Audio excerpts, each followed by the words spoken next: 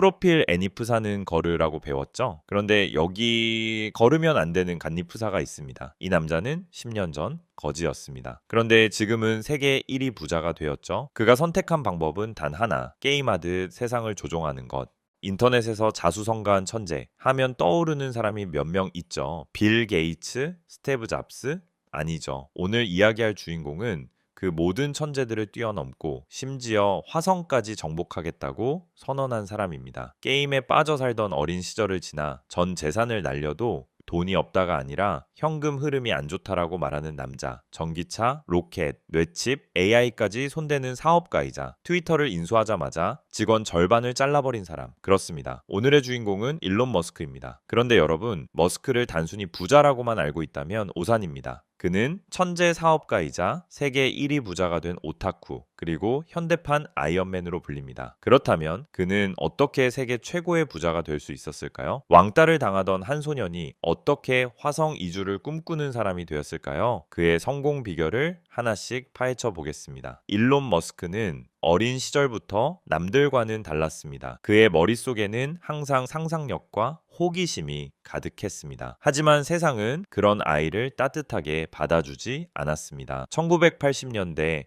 남아프리카 공화국에서 자란 그는 심각한 괴롭힘을 당했습니다. 학교에서는 집단 폭행을 당해 계단에서 밀려 떨어진 적도 있었고 얼굴이 부어오르고 숨을 쉬기 힘들 정도로 맞아 병원에 실려 가기도 했습니다. 하지만 그를 보호해줄 사람은 아무도 없었습니다. 그의 아버지는 냉정한 사람이었습니다. 너 자신을 지키지 못하면 아무도 널 지켜주지 않는다. 어쩌면 사실일 수도 있었지만 그 말은 어린 머스크에게는 너무 가혹했습니다. 현실에서 벗어나기 위해 그는 책을 읽었습니다. 반지의 제왕, 은하수를 여행하는 히치하이커를 위한 안내서, 그리고 수많은 공상과학 소설, 책 속의 세계는 그가 도망칠 수 있는 유일한 피난처였습니다. 특히 아이작 아시모프의 책을 읽으며 그는 지능은 도덕성과 함께 해야 한다는 깨달음을 얻었습니다. 하지만 도망치는 것만으로는 아무것도 바뀌지 않았습니다. 그는 현실을 바꾸기로 결심했습니다.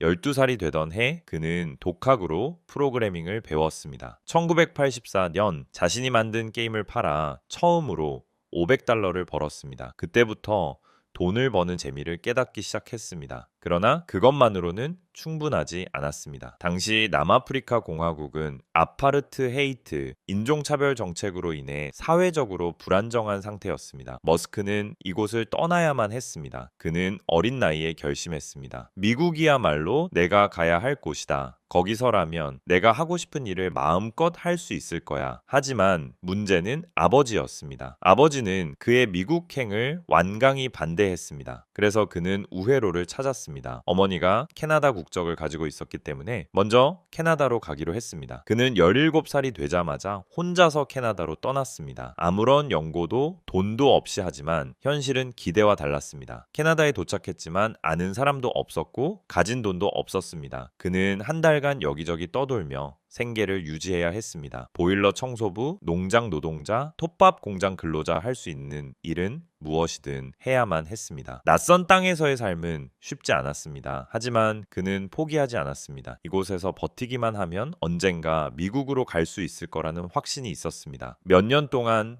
돈을 벌면서 대학을 준비했고 결국 캐나다에서 대학을 다닌 후 미국 펜실베이니아 대학으로 편입하는 데 성공했습니다. 마침내 미국 땅을 밟았을 때 그는 단순한 유학생이 아니었습니다. 이미 미래를 바꿀 계획을 세우고 있었습니다. 그가 미국에서 처음으로 세운 목표는 단순했습니다. 부자가 되어 내가 원하는 미래를 직접 만드는 것. 그렇게 그는 새로운 도전에 나섰습니다. 그리고 그 도전은 그를 페이팔 창업으로 이끌게 됩니다. 삶에서 주어진 환경이 불리할 때 이를 극복하는 방법은 두 가지뿐입니다. 첫째, 환경에 순응하며 포기하는 것. 둘째, 탈출구를 찾고 끝까지 밀어붙이는 것. 일론 머스크는 후자를 선택했습니다. 누구나 어려운 상황에 처할 수 있습니다. 하지만 중요한 것은 그 상황을 어떻게 바라보느냐입니다. 불가능해 보이는 상황에서도 해법을 찾고 한 걸음씩 앞으로 나아가는 것이 결국 성공을 만드는 과정입니다. 머스크는 자신이 원하던 환경이 없자 그 환경을 찾아 떠났습니다. 그리고 그 선택이 그의 미래를 완전히 바꿨습니다. 둘째, 페이팔을 만들고 조용히 떠나다 일론 머스크가 미국에 도착했을 때 그는 단순한 유학생이 아니었습니다. 그에게는 단 하나의 목표가 있었습니다. 부자가 되어 내가 원하는 미래를 직접 만드는 것. 그는 펜실베이니아 대학교에서 경제학과 물리학을 동시에 공부했습니다. 대부분의 학생들이 졸업 후 좋은 직장을 구하는 것을 목표로 삼았지만 그는 애초에 그런 길을 생각하지 않았습니다. 누군가의 직원으로 일할 생각은 없다. 나는 직접 회사를 만들어야 한다. 그는 창업을 목표로 하며 어떤 산업이 미래를 바꿀 수 있을지 고민했습니다. 그가 내린 결론은 세 가지였습니다. 첫째, 인터넷. 둘째, 재생에너지. 셋째, 우주 산업. 그러나 우주 사업은 당장 시작할 수 없었습니다. 그렇다면 인터넷을 활용한 금융 혁신은 어떨까? 그는 금융이 아날로그 방식으로 운영되고 있는 것을 보며 기회를 포착했습니다. 1995년 머스크는 첫 번째 스타트업을 창업했습니다. 집투라는 회사였습니다. 이 회사는 온라인으로 신문사와 기업을 연결해주는 플랫폼이었습니다. 당시 인터넷이 급속도로 성장하고 있었고 머스크는 전통적인 산업을 인터넷과 연결하는 것이 미래가 될 것이라 믿었습니다. 그는 사무실에서 먹고 자며 24시간 일했습니다. 당시 그는 샤워를 할 수 있는 곳이 없어서 인근 체육관 회원권을 끊어 씻고 다시 회사로 돌아왔습니다. 그렇게 4년을 버틴 끝에 그는 집투를 3억 7천만 달러에 매각하는데 성공했습니다. 그가 손에 쥔 돈은 약 2,200만 달러였습니다. 이제 그는 다음 단계로 나아갈 준비가 되었습니다. 1999년 머스크는 새로운 회사를 설립했습니다. 이 회사의 이름은 X.com이었습니다. 그는 전통적인 은행 시스템이 비효율적이며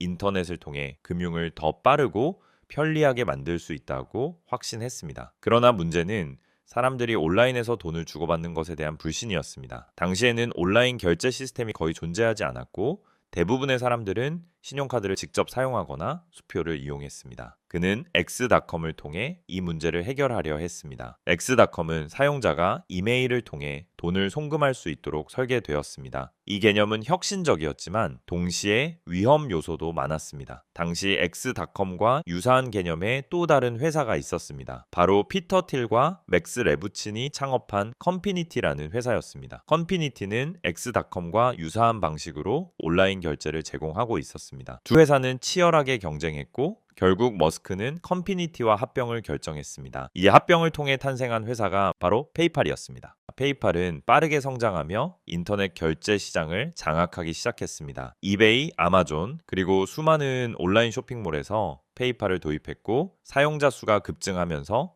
회사의 가치는 폭발적으로 증가했습니다. 그러나 문제는 내부 갈등이었습니다. 머스크와 피터 틸은 회사의 운영 방식에 대해 계속해서 충돌했습니다. 특히 머스크는 X.com 브랜드를 유지하고 싶어 했지만 이사회는 페이팔이라는 이름이 더 강한 브랜드라고 판단했습니다. 2000년 머스크는 최고 경영자 자리에서 해임되었습니다. 그는 자신이 만든 회사에서 밀려난 것이었습니다. 하지만 머스크는 감정적으로 대응하지 않았습니다. 그는 주식을 그대로 보유하고 있었습니다. 그리고 2002년 페이팔은 이베이에 15억 달러에 매각되었습니다. 그가 손에 쥔 돈은 약 1억 8천만 달러였습니다. 단 몇 년 만에 그는 평범한 유학생에서 1억 달러가 넘는 자산을 가진 기업가가 되었습니다. 이제 그는 더 이상 돈이 부족하지 않았습니다. 그렇다면 다음 목표는 무엇일까? 그는 어릴 때부터 꿈꿔왔던 우주 산업에 도전하기로 결심했습니다. 그리고 그 결심은 그를 스페이스X로 이끌게 됩니다. 어떤 기회를 잡느냐는 중요합니다. 하지만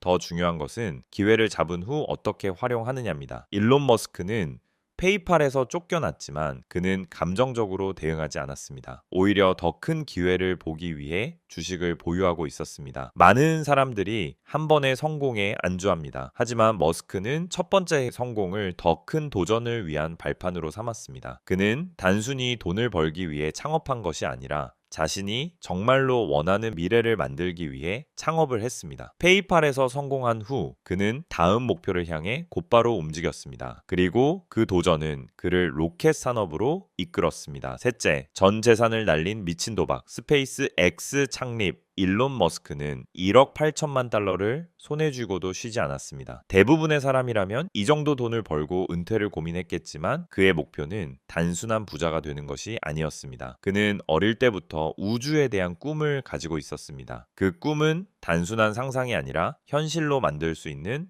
목표였습니다. 하지만 그가 본 현실은 암울했습니다. 2002년 머스크는 우주 산업을 직접 경험하기 위해 러시아를 방문했습니다. 그는 소련 시절 사용하던 미사일을 개조해 로켓을 발사하는 방법을 알아보려 했습니다. 러시아의 기술을 이용하면 비교적 저렴한 비용으로 우주에 접근할 수 있을 거라 생각한 것이었습니다. 하지만 러시아의 미사일 개발자들은 머스크를 그저 돈 많은 사업가 정도로 취급했습니다. 그들은 그가 제시한 가격을 무시하고 오히려 비현실적인 가격을 요구하며 협상을 무산시켰습니다. 머스크는 화가 났습니다. 왜 우리는 이렇게까지 다른 나라의 기술에 의존해야 하는가? 로켓을 만드는 방법을 직접 배워야 한다면 내가 직접 만들겠다. 그렇게 그는 로켓 개발을 시작하기로 결심했습니다. 머스크는 2002년 스페이스X라는 회사를 설립했습니다. 이 회사의 목표는 단순했습니다. 우주 여행을 대중화할 수 있을 만큼 저렴한 로켓을 개발하는 것. 하지만 현실은 생각보다 훨씬 가혹했습니다. 로켓을 개발하는 과정에서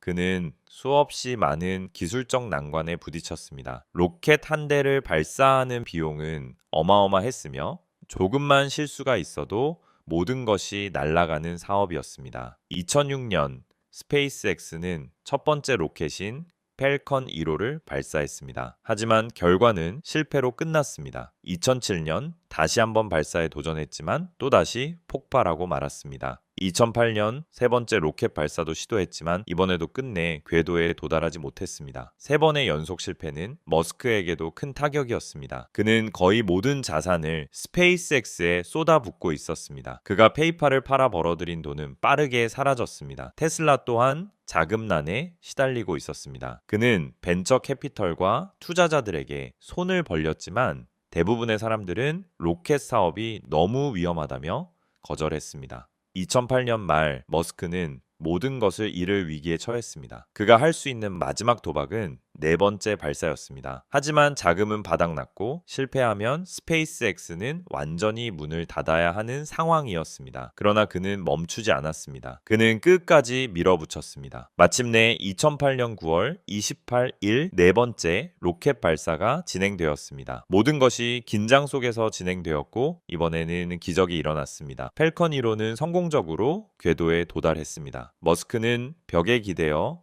눈물을 흘렸습니다. 모든 것이 끝났다고 생각한 순간 드디어 성공을 거둔 것이었습니다. 그리고 그 성공은 단순한 기쁨이 아니었습니다. 며칠 뒤 미국 항공우주국은 스페이스X와 11억 달러 규모의 계약을 체결했습니다. 이 계약은 스페이스X를 단숨에 업계의 강자로 만들었고 민간 우주기업이 미국 항공우주국과 정식 계약을 맺은 첫 번째 사례가 되었습니다. 머스크는 이렇게 말했습니다. 실패는 옵션이 아니다. 만약 실패를 받아들인다면 혁신도 불가능하다. 실패는 끝이 아니라 과정입니다. 대부분의 사람들은 실패하면 포기합니다. 그러나 머스크는 실패할 때마다 다시 일어섰고 결국 우주 산업을 바꾸는 데 성공했습니다. 어떤 목표를 가졌다면 실패를 두려워하지 마세요. 실패는 포기하지 않는 한 진짜 실패가 아닙니다. 끝까지 밀어붙인다면 결국 성공에 도달할 것입니다. 넷째, 전기차는 망한다고 테슬라를 인수하다. 2008년 일론 머스크는 단순히 우주로 가는 꿈을 꾸는 것이 아니라 지구에서의 에너지를 혁신하는 또 다른 도전을 시작했습니다. 그 도전의 이름은 테슬라였습니다. 당시 전기차 산업은 죽어가고 있었습니다. 거의 모든 자동차 제조업체가 전기차 개발을 시도했지만 배터리 문제와 비효율성,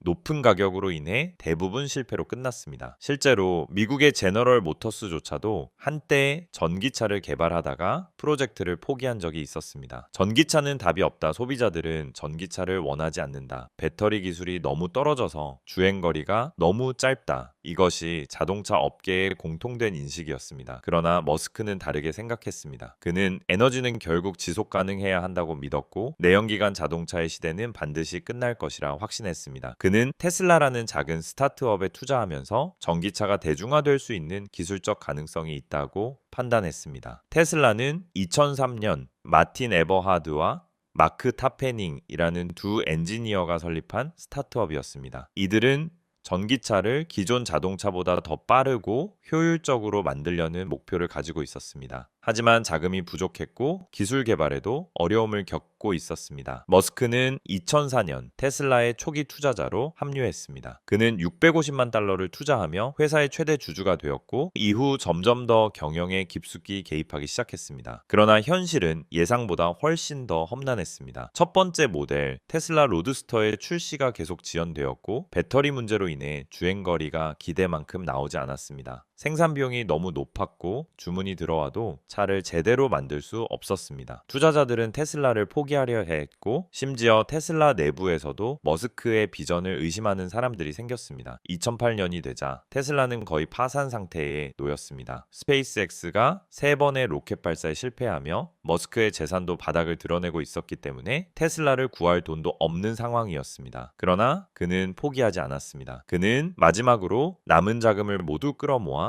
테슬라에 추가 투자했고 임원들과 직접 협상해 회사를 유지하기 위한 긴급 조치를 단행했습니다. 그리고 같은 해 말 마침내 테슬라의 로드스터가 출시되었습니다. 이 차량은 기존 전기차보다 훨씬 긴 주행 거리를 자랑하며 강력한 성능을 갖춘 최초의 고성능 전기차로 인정받았습니다. 하지만 테슬라가 진정으로 성공한 것은 로드스터가 아니라 그 이후 출시된 모델 S였습니다. 2012년 머스크는 완전히 새로운 전기차를 선보였습니다. 모델 S는 기존 내연기관 자동차와 비교해도 뒤처지지 않는 성능을 갖추었고 단순한 친환경 차량이 아니라 혁신적인 자동차라는 인식을 심어주었습니다. 테슬라는 모델 S의 성공으로부터 탄력을 받아 이후 모델 3, 모델 X, 모델 Y를 출시하며 세계 최고의 전기차 브랜드로 자리 잡았습니다. 2020년 테슬라는 미국 자동차 기업 중 최초로 시가총액 1조 달러를 돌파하며 포드와 제너럴 모터스를 합친 것보다 더 높은 가치를 평가받았습니다. 머스크가 테슬라를 성공으로 이끈 과정에서 배울 수 있는 점은 명확합니다. 대부분의 사람들은 기존 업계의 상식을 따르며 전기차는 실패할 것이라고 단정지었습니다. 그러나 머스크는 기술의 발전이 상식을 바꿀 수 있다는 믿음을 가지고 끝까지 밀어붙였습니다. 그가 없었다면 테슬라는 2008년에 이미 사라졌을 것입니다. 그러나 그는 마지막까지 포기하지 않았고 결국 전기차 산업 자체를 완전히 바꾸는데 성공했습니다. 당신이 무언가를 도전할 때 주변의 반응은 어떤가요? 대부분의 사람들은 안 된다고 말할 것입니다. 그러나 그들이 안 된다고 말하는 이유는 그들이 직접 해보지 않았기 때문입니다. 새로운 아이디어를 믿고 도전할 용기가 있다면 당신은 업계를 바꾸고 세상을 바꿀 수도 있습니다. 다섯째, 트위터를 사버린 이유. 2022년 전 세계가 깜짝 놀랄 소식이 전해졌습니다. 일론 머스크가 트위터를 440억 달러, 우리 돈으로 약 60조 원을 들여 인수한다는 것이었습니다. 사람들은 의아해 했습니다. 아니, 전기차도 만들고 로켓도 쏘고 인공지능도 연구하는 사람이 왜 갑자기 소셜미디어 회사를 사들인 걸까요? 처음에는 장난처럼 보였습니다. 머스크는 트위터에서 트위터를 사야 할까라는 글을 올렸고 몇 주 뒤 실제로 트위터 주식을 매입하기 시작했습니다. 그러다가 갑자기 트위터를 통째로 인수하겠다고 발표했습니다. 그러나 이것은 단순한 장난이 아니었습니다. 그에게는 분명한 목표가 있었습니다. 이후 머스크는 항상 표현의 자유를 강조해 왔습니다. 그는 기존 소셜미디어 기업들이 정치적 편향성을 갖고 있다고 비판했고 특히 트위터가 특정 인물이나 의견을 검열하는 것에 대해 강하게 반대했습니다. 그가 트위터를 인수한 가장 큰 이유는 인터넷에서 가장 중요한 공론장이 검열 없이 운영되어야 한다는 믿음 때문이었습니다. 그는 트위터가 정치적 편향성을 줄이고 모든 사람이 자유롭게 의견을 나눌 수 있는 공간이 되어야 한다라고 생각했습니다. 하지만 이 인수는 단순한 철학적인 이유만이 아니었습니다. 트위터는 오랫동안 적자를 기록하며 경영이 엉망이었던 회사였습니다. 머스크는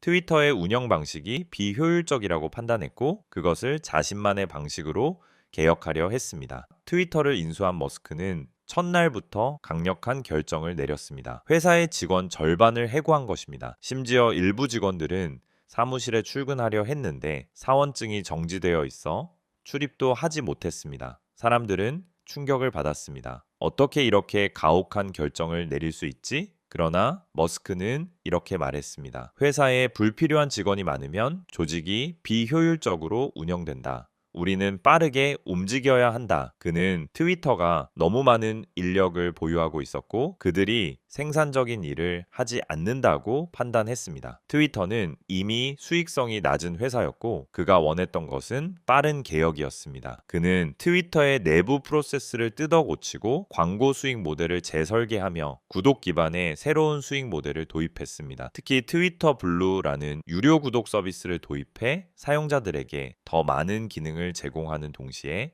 회사의 수익을 안정적으로 확보하려 했습니다. 머스크는 단순히 트위터를 소셜미디어 플랫폼으로 남겨두지 않았습니다. 그는 트위터를 X라는 이름으로 바꾸고 단순한 소셜미디어가 아니라 금융, 쇼핑, 인공지능 기능까지 포함한 슈퍼 애플리케이션으로 만들겠다라고 발표했습니다. 그는 단순한 소셜미디어를 운영하는 것이 아니라 미래의 디지털 플랫폼을 구축하려 했습니다. 그는 과거 페이팔을 만들 때부터 모든 금융 거래를 하나의 플랫폼에서 할 수 있어야 한다고 주장했습니다. 그의 목표는 결국 트위터를 단순한 커뮤니케이션 도구가 아니라 모든 기능을 포함한 거대한 온라인 생태계로 만드는 것이었습니다. 머스크는 트위터를 인수한 뒤 이렇게 말했습니다. 나는 돈을 벌기 위해 이 회사를 인수한 것이 아니다. 나는 인류의 미래를 위해 인수했다. 그는 단순한 사업가가 아니라 스스로를 세상을 바꾸는 사람이라고 생각했습니다. 그렇다면 우리는 이 사례에서 무엇을 배울 수 있을까요? 첫째, 기회는 예상치 못한 곳에 있습니다. 머스크는 단순한 자동차 사업가로 남지 않았습니다. 그는 소셜미디어, 금융, 인공지능까지 확장하며 새로운 기회를 찾아 나섰습니다. 둘째, 개혁은 빠르게 이루어져야 합니다. 머스크는 트위터를 인수하자마자 강력한 개혁 조치를 단행했습니다. 변화를 주도하려면 단호해야 한다는 것을 보여주었습니다. 셋째, 장기적인 비전을 가져야 합니다. 단순한 소셜미디어 운영이 아니라 디지털 금융과 인공지능까지 통합한 거대한 비전을 세웠습니다. 사업을 하든 개인적인 목표를 세우든 우리는 장기적인 시각을 가져야 합니다. 단기적인 이익만을 좇는다면 결국 큰 기회를 놓칠 수밖에 없습니다. 여섯째, 그가 결국 AI와 로봇 산업까지 접수하는 이유. 일론 머스크는 단순히 자동차와 로켓만 만든 것이 아닙니다. 그는 인공지능과 로봇 기술까지 접수하며 미래 산업의 핵심 기술을 장악하고 있습니다. 그가 인공지능에 관심을 가진 것은 오래전부터였습니다. 그는 테슬라의 자율주행 기술을 발전시키면서 인공지능이 단순한 소프트웨어가 아니라 인류의 삶을 완전히 바꿀 수 있는 기술이라고 확신했습니다. 하지만 그는 인공지능에 대해 경계심도 가지고 있었습니다. 그는 2014년부터 꾸준히 인공지능의 위험성을 경고했습니다. 인공지능은 인류 문명의 가장 큰 위협이 될 수 있다. 우리는 인공지능이 인간보다 똑똑해지는 순간을 대비해야 한다. 그렇다면 머스크는 인공지능을 단순히 경계하기만 했을까요? 아닙니다. 그는 오히려 인공지능을 직접 개발하기 시작했습니다. 2015년 머스크는 여러 기술 전문가들과 함께 오픈AI를 공동 창립했습니다. 이 회사는 인공지능 기술을 오픈소스로 개발하여 모든 사람이 공정하게 인공지능을 활용할 수 있도록 돕겠다라는 목표를 세웠습니다. 그는 인공지능이 특정 기업이나 정부의 독점물이 되어서는 안 된다고 주장했습니다. 그래서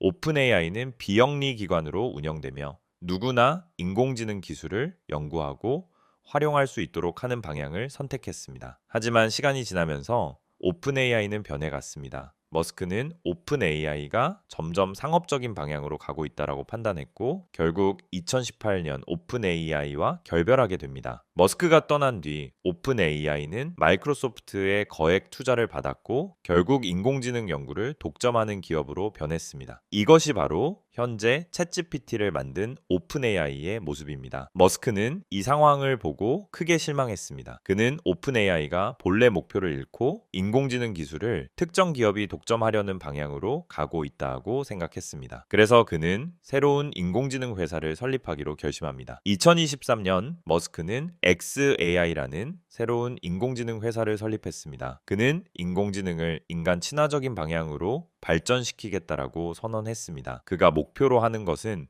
단순한 인공지능 개발이 아니라 인공지능이 인류에게 이로운 방식으로 발전하도록 유도하는 것이었습니다. xAI는 오픈AI와 다르게 운영되었음. 머스크는 인공지능 기술을 최대한 투명하게 공개하며 특정 기업이 인공지능을 독점하는 것을 막으려 했습니다. 그가 만든 인공지능 모델 그록은 기존 인공지능 모델과 차별화된 방식으로 운영됩니다. 그는 인공지능이 단순한 도구가 아니라 사람들과 상호작용하며 학습하는 존재가 되어야 한다고 믿고 있었습니다. 그의 인공지능 전략은 단순히 기업을 운영하는 수준이 아닙니다. 그는 인공지능을 활용해 모든 산업을 연결하려 합니다. 테슬라의 자율주행 시스템, 트위터 X의 데이터 분석, 그리고 인간과 인공지능이 함께 일하는 미래를 준비하고 있습니다. 머스크는 인공지능뿐만 아니라 로봇 기술에도 관심을 두고 있었습니다. 그가 가장 집중한 프로젝트 중 하나가 바로 테슬라봇입니다. 2021년 그는 테슬라의 인공지능 데이를 통해 휴머노이드 로봇 옵티머스를 공개했습니다. 이 로봇은 인간과 비슷한 형태를 가지고 있으며 단순한 작업을 수행할 수 있는 수준이었습니다. 머스크는 이 로봇이 단순한 실험이 아니라 향후 인간의 노동을 대체할 수 있는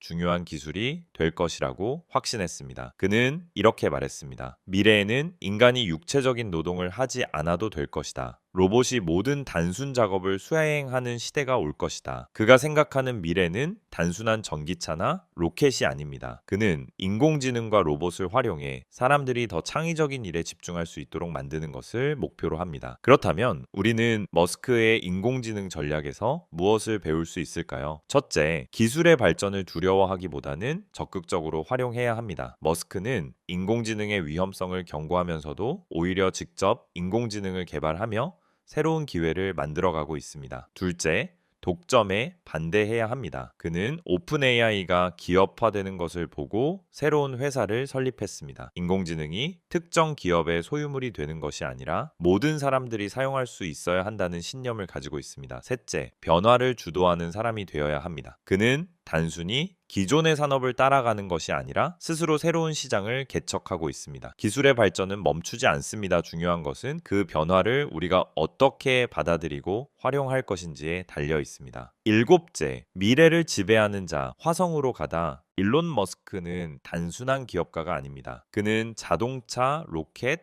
AI, 로봇을 넘어서 이제 정치까지 영향력을 미치고 있습니다. 그리고 그의 궁극적인 목표, 화성 이주라는 꿈을 현실로 만들고 있습니다. 그런데 2024년과 2025년은 그는 또 다른 역사적인 순간을 만들고 있습니다. 바로 도널드 트럼프를 공개적으로 지지하며 미국 정치에 깊숙이 개입하고 있다는 점입니다. 머스크와 트럼프 두 사람은 어떻게 연결되었을까요? 그리고 그의 정치적 행보가 화성 이주와 어떻게 연결되는 걸까요? 머스크는 항상 자유를 중요하게 생각하는 사람입니다. 그는 표현의 자유를 강하게 주장하며 기업이 특정 의견을 검열하는 것을 반대해 왔습니다. 그는 트위터를 인수한 것도 같은 이유에서였습니다. 그는 사람들이 자유롭게 의견을 나눌 수 있는 공간을 만들고 싶었습니다. 그런데 트럼프는 2021년 트위터에서 퇴출되었습니다. 당시 많은 소셜미디어 플랫폼들이 트럼프의 계정을 정지하며 그의 목소리를 막아버렸습니다. 머스크는 이런 상황을 보고 분명하게 말했습니다. 표현의 자유는 보호받아야 한다. 누구든지